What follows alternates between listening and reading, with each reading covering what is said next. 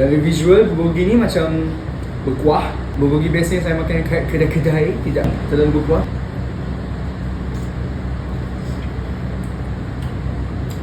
Memang rasa manis-manis tu ada. Memang rasa bulgogi manis tu ada. Memang kepedasan pun ada.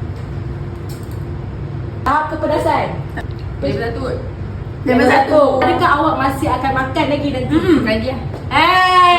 Sebab sedap kan? Ada, kita dah tak banyak dah stok. Kita kena clear stok. Belum lagi saya bagi nasi dekat dia. Habis nanti.